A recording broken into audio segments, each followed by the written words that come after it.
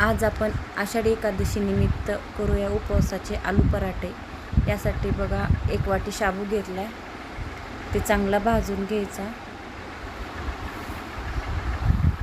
चांगला भाजला की त्यामध्ये अर्धी वाटी भगर घालून घ्यायची, ती पण भाजून घ्यायची.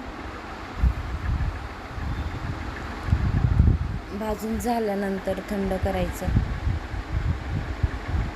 हे बघा थंड झालं आहे. आता मिक्सरच्या भांड्यामध्ये आपण ह्याचं पीठ काढून घेऊ. बारीक असं पीठ काढून घ्यायचं. हे बघा अशा प्रकारे पीठ काढून चाळणीने चाळून घेतले.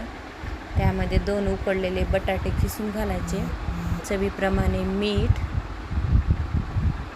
घालून घेऊ. शेंगदाण्याचं कूट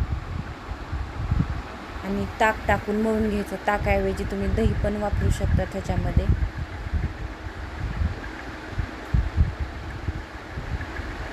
बघा अशा प्रकारे आता बटाटा खिसून घातले. आता शेंगदाण्याचं कूट,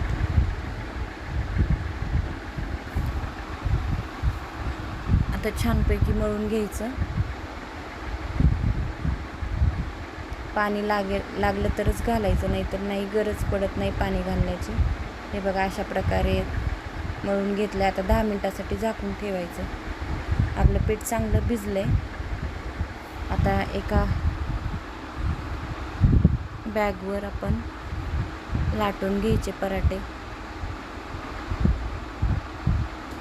तवा पण गरम झाला आहे. तव्यावर तेल टाकून दोन्ही बाजूने खरपूस असे भाजून घ्यायचे.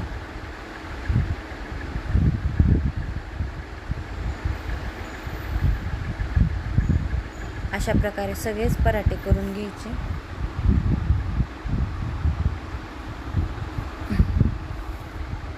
बघा छान असे भाजून झालेत. मऊ पण होतात बटाटा टाकल्यामुळे. तयार आहेत आपले आषाढी एकादशी निमित्त आलू पराठे. नक्की ट्राय करून पहा आणि दह्यासोबत किंवा शेंगदाण्याच्या चटणीसोबत खाऊ शकतात.